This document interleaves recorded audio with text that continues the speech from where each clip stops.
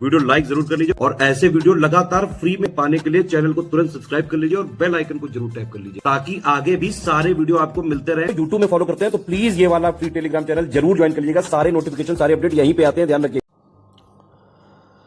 नमस्कार साथियों, स्वागत है आप सभी का स्टडी फॉर सिविल सर्विसेज में। ये है हमारी ह्यूमन ज्योग्राफी क्लास, मानव भूगोल की क्लास, जिसमें जो टॉपिक हमारा चल रहा था वो था कहाँ गया, एक सेकंड, हाँ जी, वो था जनसंख्या चक्र या फिर जननांकिकी संक्रमण सिद्धांत। ये हमने देख लिया था, ठीक है। इसको हमने पढ़ लिया था, इसकी जो 5 अवस्थाएं थी इनको भी हमने पढ़ लिया था विद एक्सप्लेनेशन कि कैसे ये काम करती हैं। पहली अवस्था कौन सी होती है, दूसरी अवस्था कौन सी होती है, भारत किस अवस्था में अभी चल रहा है, कब जनसंख्या बढ़ती है कब घटती है, वो सब हमने देख लिया था, ठीक है। जापान की स्थिति के बारे में भी हमने चर्चा करी थी। अब हम आगे बढ़ेंगे और जो हमने 5 अवस्थाएं पिछली क्लास में देखी उसी के आगे बढ़ेंगे। देखो, यूरोपियन देशों की बात की जाए तो यूरोपियन देशों में 5 अवस्थाएं कब कब रही उनकी बात करेंगे। जैसे जो पहली अवस्था रही वो औद्योगिक क्रांति के पहले रही। दूसरी अवस्था जो है औद्योगिक क्रांति से फर्स्ट वर्ल्ड वॉर तक। तीसरी अवस्था फर्स्ट वर्ल्ड वॉर से 1950 तक। चौथी अवस्था 1950 के बाद से और पांचवी अवस्था 1970 के बाद से ये सब चल रहा है। अब ये हम सब पढ़ चुके हैं, ठीक है। थोड़ा सा और देख लो इसमें। जनसंख्या वृद्धि के स्वरूप में एक दीर्घ काल अवधि में घटित क्रमिक परिवर्तनों को जननांकिकीय संक्रमण कहा जाता है। जैसे सामान्यतः जननांकिकीय संक्रमण की निम्नलिखित 5 अवस्थाएं होती हैं। पहली है उच्च स्थायी अवस्था, जिसमें जन्म दर तथा मृत्यु दर दोनों उच्च होते हैं। फिर है प्रारंभिक वर्धमान अवस्था, जन्म दर उच्च रहती है किंतु मृत्यु दर का ह्रास होता है। फिर है उत्तर वर्धमान अवस्था, जन्म दर तथा मृत्यु दर दोनों का ह्रास होता है और मृत्यु दर निम्न हो जाती है। फिर है निम्न स्थायी अवस्था, जन्म दर तथा मृत्यु दर दोनों निम्न स्तर में स्थिर हो जाती है। पांचवी ऋणात्मक जनसंख्या अवस्था, जिनमें जन्म दर मृत्यु दर से कम हो जाती है। ये सब जो है आप देख लो एक बार। आज का जो हमारा टॉपिक रहने वाला है साथियों वो है आयु संरचना, ठीक है, यानी एज पिरामिड की आज हम बात करेंगे। बहुत इंपॉर्टेंट है, पेपर में सवाल आता है, पीसीएस में एक सवाल नॉर्मली आ जाता है, विद डायग्राम आता है, ये भी ध्यान रखना। देखो आयु संरचना क्या है। जनगणना तिथि तथा जन्म तिथि के बीच के अंतराल को आयु संरचना कहा जाता है, समझे भैया।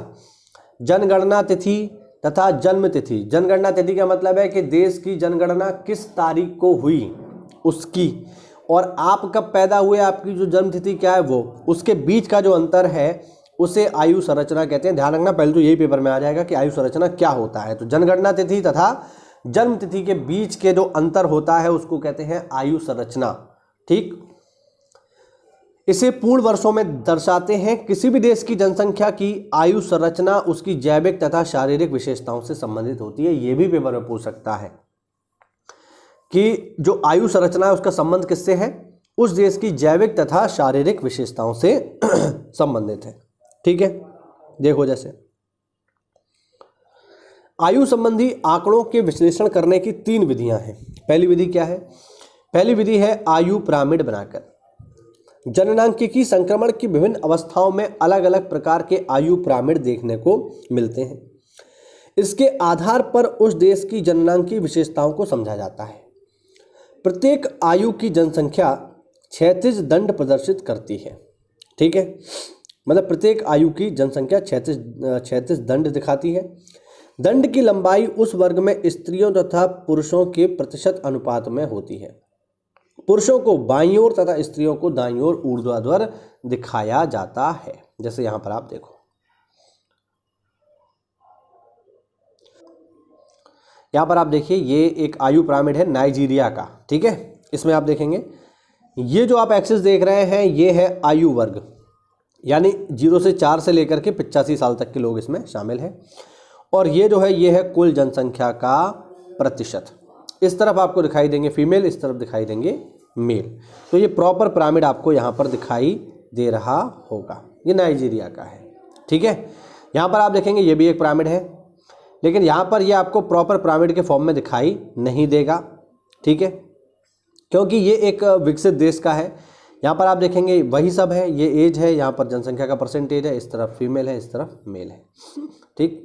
एक और देख लो, ये है जापान का, ठीक है, ये जापान का है, वही सब है, बस इसको देखना भर है, वो मैं आपको आगे डिस्कस करूँगा। देखो ठीक, दूसरा है साथियों यहाँ पर, दूसरा है वो है आयु वर्ग। आयु वर्ग में बेसिकली 3 वर्ग आएंगे। पहला आएंगे युवा 15 से कम, फिर आएंगे प्रौढ़ 15 साल से लेकर के 59 साल तक, फिर आएंगे वृद्ध 60 से अधिक। इन वर्गों में प्रौढ़ जनसंख्या के अनुपात में प्रादेशिक अनुपात भिन्न होता है। ठीक है, जैसे कैसे आगे देखेंगे। बाल आयु वर्ग क्या है? 0 से 14 वर्ष तक की आयु को जनसंख्या को बाल आयु वर्ग कहते हैं। सैंडबर्ग के अनुसार यदि किसी में बाल आयु वर्ग की जनसंख्या 40% से अधिक है तो उस देश की जनसंख्या प्रगतिशील होती है। यानी अगर किसी पिरामिड में आप देखेंगे कि जो बाल आयु वर्ग की जनसंख्या 40% से ज़्यादा है तो उस देश की जनसंख्या प्रगतिशील होती है। ऊपर ज़रा देखते हैं किसी में है क्या। ऊपर यहाँ पर आप देखेंगे, अच्छा इसमें जो है इसमें आपको समझ में नहीं आएगा इस तरीके से, इसको पढ़ ही लो, अभी बाद में देखेंगे इसको। ठीक है, इसको बस पढ़ लो। प्रौढ़ आयु वर्ग क्या है? इसके अंतर्गत 15 से 64 वर्ष तक की आयु की जनसंख्या आती है। इसे 2 वर्गों में बांटा जाता है। 15 से 39 साल, इसे युवा वर्ग भी कहते हैं। यह सर्वाधिक क्रियाशील, सशक्त और आर्थिक रूप से उत्पादक होते हैं। और फिर है 40 से 64, इसे प्रौढ़ वर्ग भी कहा जाता है। यह भी उत्पादक वर्ग है क्योंकि विकासशील देशों में इसके अंतर्गत सामान्यतः अधिकतम आयु 59 वर्ष तक मानी जाती है क्योंकि वहाँ जीवन स्तर तथा जीवन प्रत्याशा अपेक्षाकृत कम है। फिर है वृद्ध आयु वर्ग, इसके अंतर्गत 65 वर्ष या उससे अधिक आयु के लोग आते हैं। विकासशील देशों में 60 वर्ष या उससे अधिक आयु के लोग भी शामिल किए जाते हैं। इन देशों में जीवन स्तर के अंतर को भी देखा जा सकता है। ठीक है, फिर है आयु सूचकांक। देखो, शिशु निर्भरता सूचकांक जो होता है ये होता है बाल बटे प्रौढ़, यानी 0 से लेकर 14 साल तक और 15 और उसके बटे में 15 से लेकर 64 तक। फिर है वृद्ध निर्भरता सूचकांक, इसमें वृद्ध बटे प्रौढ़ आएगा, यानी 64 से प्लस आयु के लोग बटे में 15 से 64 तक के लोग।